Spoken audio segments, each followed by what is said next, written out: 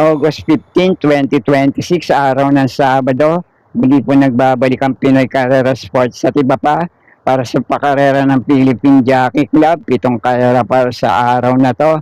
At alas 3 punto na hapon ang post time para sa race number 1. Panimula rito na winner take all at 1,400 meters ang distansyang paglalabanan ng mga kalok sa araw na to. At meron din tayong odd-even event para sa race number 1.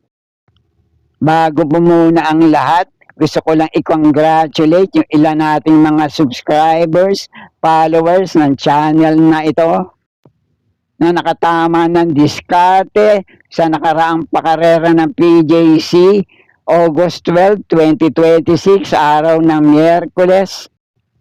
4 na pampremera, 2 panigunda at 1 panersera, medyo liamado pero may dividendo. Kaya congrats pong muli para sa mga pinalad. Dito sa race number 1, ang pampremera ko rito sa mayayamadong kalawak sa grupo na to. Numero 6 na Borderline. Na muling re-rendan ngayon ni Jackie J.B. Hernandez. Gamay niya yan at may naitalaya mainam na preba.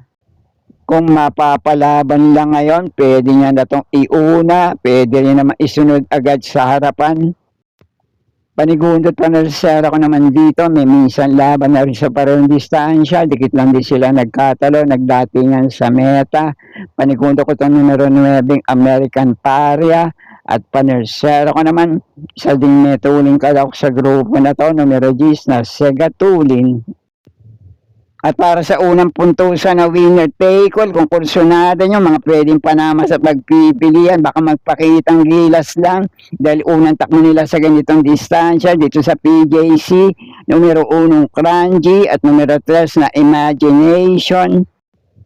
Kayo na pong bala para sa mga diskarte nyo sa race na to. Okay po, thank you. Panimula naman ng pick 6 dito sa race number 2, ang pampremera ko rito. Bakit ito na rin ang malamado sa grupo na to. Numero 7, Heartfelt. Uling takbo nitong numero 7, Heartfelt ay sa 1,200 meters sa distansya. Dumating ng pang-anim kay Sprevel. Pero sa 1,400 meters sa dating takbo niya, 1.25 medyo ang prineba. Nung nasigunda to, kay Lance Ingray. Na si Jackie J.L. Lazaro ang remenda, palitinete ngayon kay Jackie P.M. Caballero. Ang panigundo ko naman dito, isa sa may tuling kalawak sa grupo na to, mukhang pabalik na rin ang buti, pwedeng na manalo ngayon kung muling mailalaban lang. Numero 5, Megan Maxine. Pero muli, pampremera ko sa race na to, lamang malamang, numero 7, Heartfelt. Panigundo ko naman to numero 5, Megan Maxine. At kung may iba pa rin naman kayong kinukursunadang kalawak dito, kayo na pong bahala magsama para sa mga diskarte nyo. Okay po, thank you. Meron tayong muling odd-even event para sa race number 3. Panimula naman dito na unang puntusan ng pick 5. Ang unang pili ko naman dito, ito nagbabalik takbo galing sa bakasyon. Mainam naman yung naging barrier niya sa 1,200 meters na distansya. CB Garganta ang merenda, numero 6 na Gemma Bell. Huling dalawang naging takbo dito sa parehong distansya. Napalaban lang to sa mas mataas sa grupo. May katagalan na nga lang. Yung isa, 1.28.8 ang prineba. Si Bigarganta rin naman na remenda rito.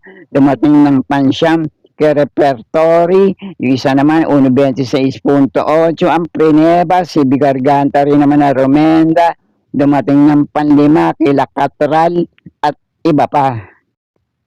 At kung sakali lang na magpapagpag pa lang to ng kalawang at may iba pa rin naman kayong kinukursunadang kalawak dito, mga pwedeng panama sa pagpipilian, mga debanderang kalawak na numero 3 na love ko to, Dehado numero 4 Galloping Ghost, at yung dalawang derimating kalawak dito, numero 1 Super Majority, at ito rin Dehado numero 8 Wireframe. Pero muli, unang pili ko pa rin dito, kaya na pong bahala kung gusto nyo solohin o magsawa ng ibang kalok sa grupo na to. Numero 6 na Gemma Bell, Panama ko naman sa pagpipilian, panigundo ko, numero 1 super majority. Kaya pambala, kung iba pa rin man kayo kinukursunada dun sa ibang kalok na nabanggit ko sa race na to. Okay po, thank you.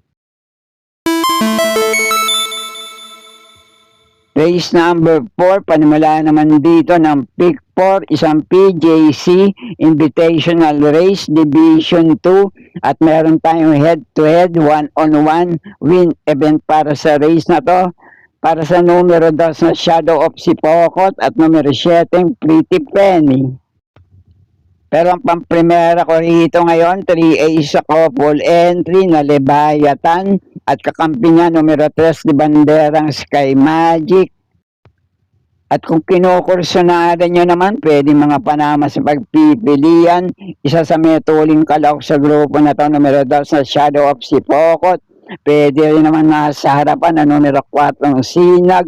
Mga derimating kalahok dito, baka lang makapanood ng boxing para sa magbabakbakan ng kalahok sa race na to. Numero 7 Pretty Penny at numero 8 Potential. Pero muli, pamprimera ko pa rin dito, 3A sa couple entry na Leviathan at kakampi nito numero 3 sa Sky Magic. Panigundo ko naman dito, medyo dehado, numero 8 Potential at panersera ko numero 4 Sinag. Kaya na pong bahala, kami ba pa rin naman kayong kinukursunadang kalawak dito. Okay po, thank you.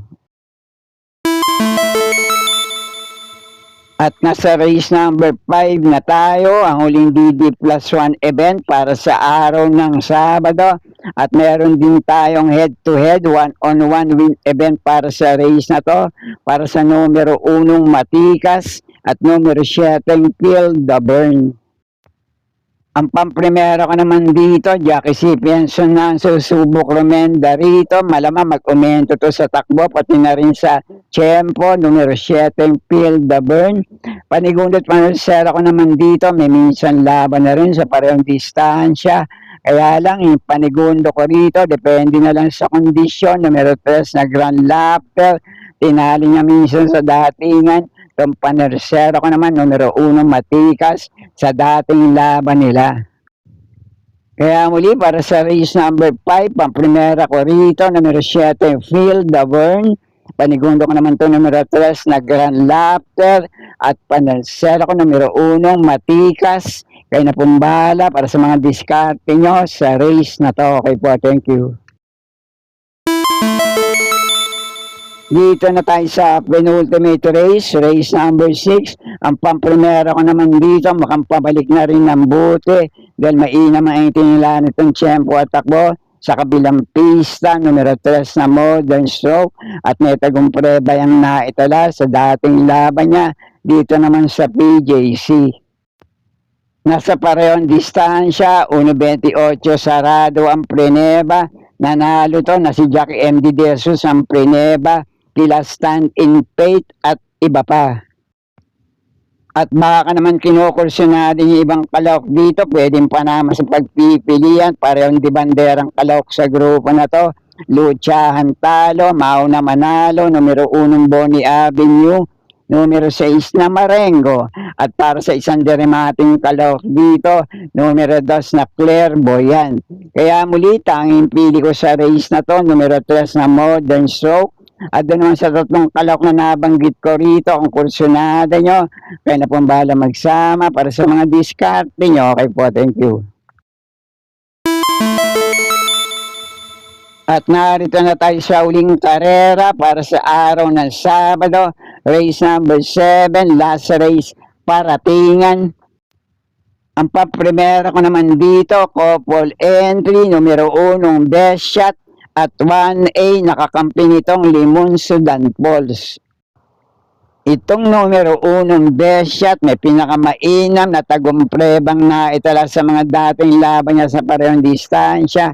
1.26 sarado ang Preneba. RCC Masyo nga lang ang Rumenda. Malayo nitong tinalo, sila Essential Lady at iba pa.